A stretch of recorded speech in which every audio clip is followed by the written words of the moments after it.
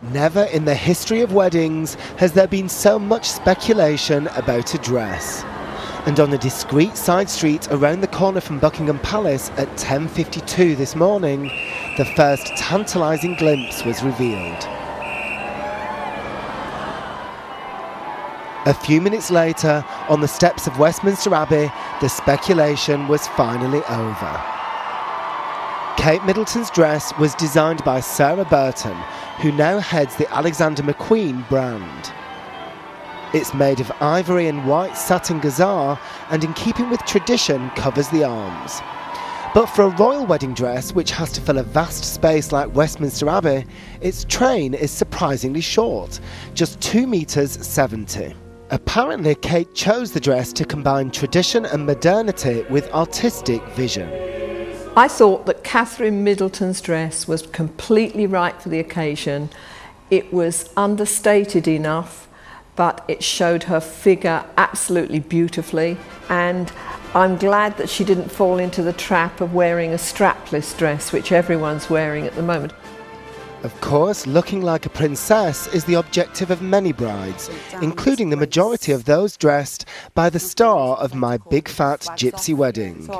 I think Kate looked amazing, and her dress was quite timeless, classical. It was, you know, a nice dress for Kate. I think it says everything about her personality. That's the type of girl she is. She's not over the top, you know. She doesn't frill anything up. That's just the way she is. For many, the dress's hand-engineered lace brought back memories of Grace Kelly when she married Prince Rainier of Monaco. But perhaps the most inevitable comparison will be with the wedding of Princess Diana to Prince Charles. While Charles and Diana's was a formal state occasion and the dress famously extravagant, William and Kate were keen for theirs to be much less formal and much simpler. Kate's choice of dress reflected this.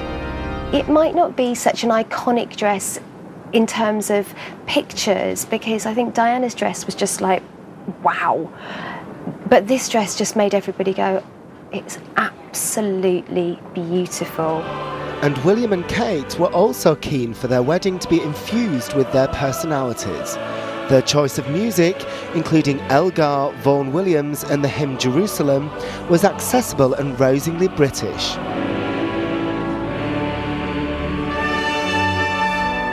And as well as politicians and diplomats, their guest list included charity workers, sportsmen, celebrities, and several friends.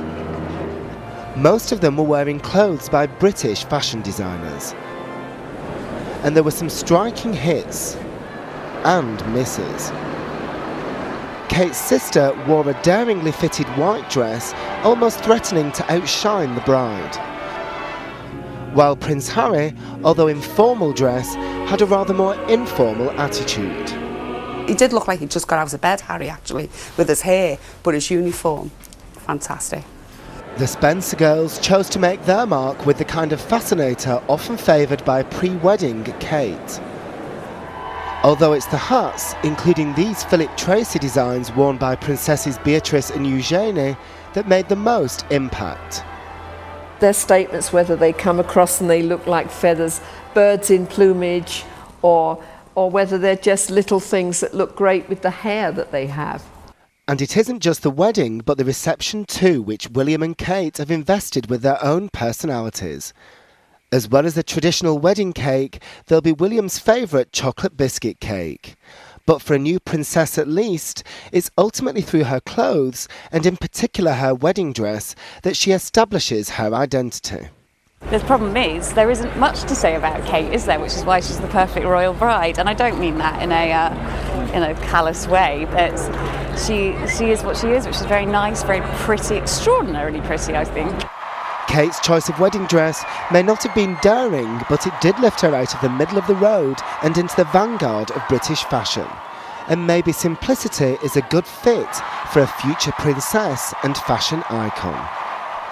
Matthew Kane reporting, well, still to come.